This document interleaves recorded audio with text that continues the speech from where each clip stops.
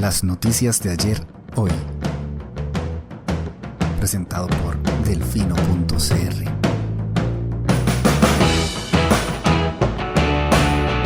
Hola, buenos días. Hoy es martes 24 de septiembre de 2024 y este es el primer reporte de esta semana.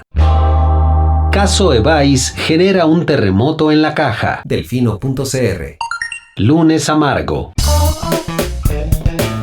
La semana pasada abordé con detalle el tema de los allanamientos en salud por el caso Parque Viva y aludí a las desafortunadas declaraciones del presidente Chávez y la vicepresidenta Munive cuando palabras más, palabras menos se presentaron como víctimas de una malvada persecución de un perverso ministerio público decidido a hostigarlos y callarlos. No mencioné que ese mismo día, miércoles 18 de septiembre, el fiscal general Carlos Díaz Sánchez se refirió a lo dicho por Chávez y Munive marcando la cancha con claridad. El Ministerio Público es un órgano jurídico que se encarga por ley de ejercer la persecución penal, de modo que no se referirá a manifestaciones malintencionadas que pretenden cuestionar nuestra objetividad e independencia en las acciones operativas en ejecución. Cualquier discusión jurídica acerca del trabajo que dirigimos la haremos únicamente donde corresponde, en los tribunales de justicia.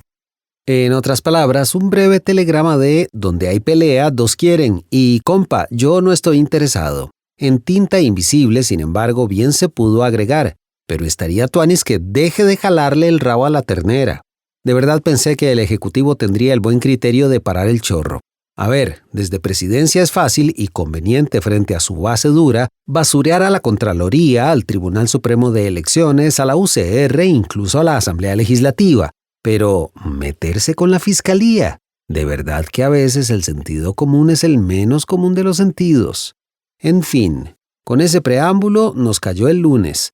Me tomaba el segundo café pensando, ojalá sea una jornada tranquila, y de pronto, otro operativo gigantesco cortesía del Ministerio Público y el Organismo de Investigación Judicial, OIJ. 28 allanamientos en oficinas de la Caja, centros médicos y viviendas de varios integrantes de la Junta Directiva.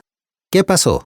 La Fiscalía Adjunta de Probidad, Transparencia y Anticorrupción, FAPTA, emprendió el operativo como parte de una investigación por un presunto sobreprecio millonario en la adjudicación de contratos a cooperativas para la operación de equipos básicos de atención integral en salud, mejor conocidos como Evais. ¿Los supuestos delitos en investigación? En principio, influencia contra la hacienda pública y tráfico de influencias. Las diligencias incluyeron el allanamiento de la presidenta de la Caja, Marta Esquivel Rodríguez, quien posteriormente fue detenida cuando acudió a la delegación del OIJ en Pérez Celedón. En total, 8 integrantes o exintegrantes de la Junta Directiva fueron detenidos ayer. En resumen, la Fiscalía maneja la tesis de que los imputados presuntamente se pusieron de acuerdo para liquidar un concurso público para la administración de 138 Evais. Anularon el procedimiento de compra que estaba listo para darle bimba y, en su lugar, según explicó la Fiscalía, instruyeron uno nuevo en el cual habrían ejercido control y, prevaleciéndose de sus cargos, influyeron sobre otros funcionarios para modificar el pliego de condiciones de acuerdo con los intereses de las cooperativas. La bronca se pone más espesa porque la Fiscalía presume que lo hicieron a pesar de que las ofertas presentadas por las entidades favorecidas eran excesivas, lo que habría implicado para la Caja un incremento anual de más de 12.400 millones de colones respecto al costo actual de la prestación del servicio. Además, se sospecha que integrantes de la Junta Directiva sostuvieron reuniones con los oferentes, lo que podría haber generado una ventaja indebida a su favor. Entre otras cosas, el director del OIJ, Randall Zúñiga, también mencionó que el Departamento Financiero de la Caja había rechazado las modificaciones propuestas por la Junta Directiva, pues si bien se suele reconocer un aumento anual de entre 2 y 3% por la inflación, este contrato incrementaba los montos en un 33% en comparación con el original. Aunado a lo anterior, el contrato se hizo por 10 años cuando la Ley de Contratación Pública dispone que el plazo no puede exceder 4. Vamos, que hay toda una serie de elementos lo suficientemente sospechosos como para que la Fiscalía decidiera investigar el asunto a fondo. No ayuda que la decisión se tomó el sábado 6 de julio en sesión extraordinaria. No ayuda que se ignoraron varios criterios técnicos que advirtieron sobre la inviabilidad de las ofertas. No ayuda que la decisión se tomó con la Junta amañada por el gobierno y que claramente no habría sido avalada por la gente que fumigaron con triquiñuelas ampliamente documentadas. No ayuda tampoco que ese día la Junta estaba incompleta. No ayuda que la propia auditoría interna de la Caja cuestionó la decisión y planteó la denuncia ante la Fiscalía, Y tampoco ayuda que precisamente el 5 de julio la Asamblea del Consejo Nacional de Cooperativas apareció a darle su espaldarazo a la ley Jaguar. No ayuda además que la Junta se amparó en un análisis emitido por una única funcionaria, pasándole por encima a la metodología institucional de la Caja, que es muchísimo más compleja y exigente. A ver, que difícilmente vamos a encontrar un solo caso similar de estas dimensiones amparado en una sola firma. Volvemos entonces al inicio del reporte. ¿Qué reacción tuvo el Ejecutivo? ¿Prudencia y respeto por la división de poderes? Claramente no. Apareció la ministra de la Presidencia, Laura Fernández Delgado, y dijo que los arrestos son una amenaza sin precedentes en la historia de nuestro país. Y dale con las hipérboles. En un video enviado a la prensa, Fernández la emprendió contra la Fiscalía y calificó las acciones de la Fiscalía como absurdas y abusivas. Aquí acoto algo. Confieso que no entiendo la necesidad de transportar a doña Marta en una de esas perreras. De pronto alguien me ilustra, pues desconozco el protocolo, pero eso sí que me parece innecesario, particularmente si ella misma fue a ponerse a las órdenes de las autoridades.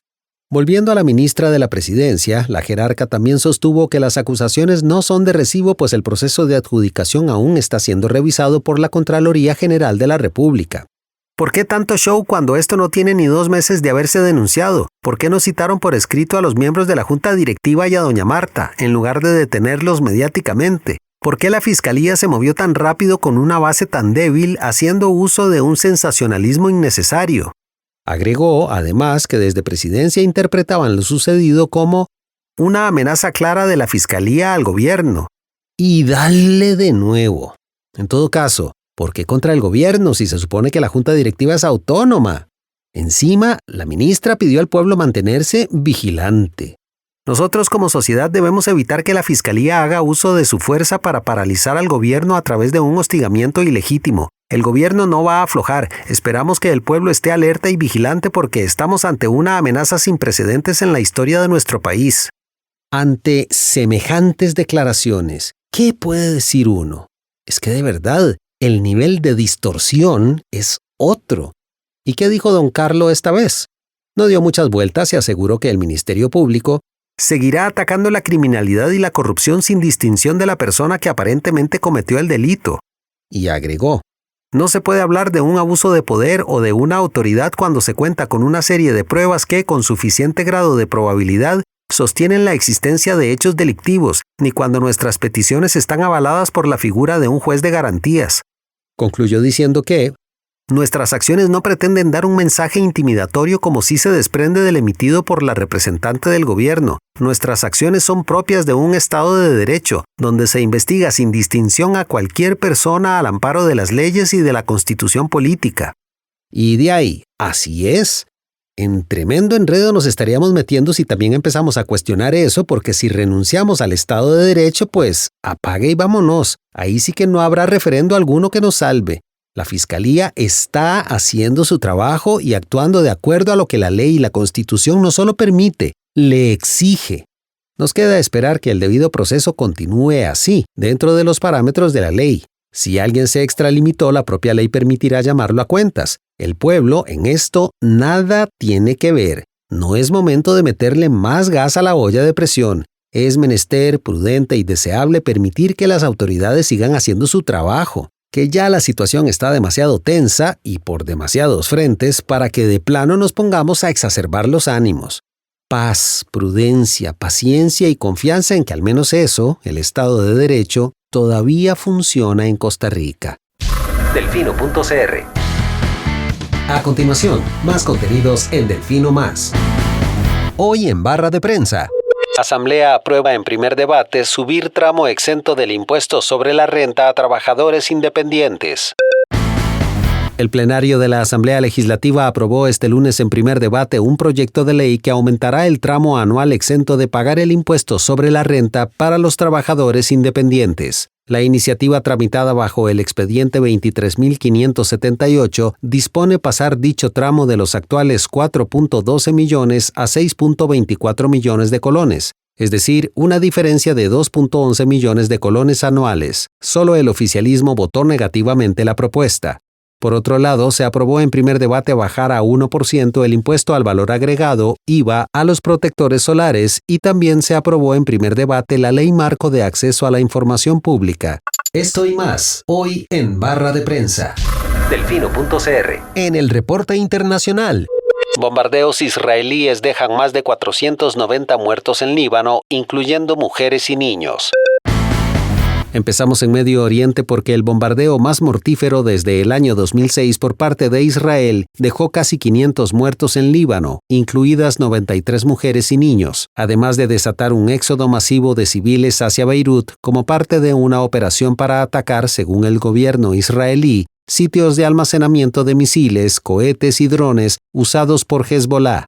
Pasamos a México porque el huracán John azotó por la noche la costa sur del país con fuertes vientos y lluvias tras pasar de tormenta tropical a huracán de categoría 3 en cuestión de horas. Finalizamos en Colombia porque el país fue suspendido de la red internacional dedicada a combatir el lavado de dinero, luego de que el presidente Gustavo Petro revelara que el gobierno de su antecesor pagó 11 millones de dólares por el software espía Pegasus. El acontecer mundial, hoy en el reporte internacional. Delfino.cr.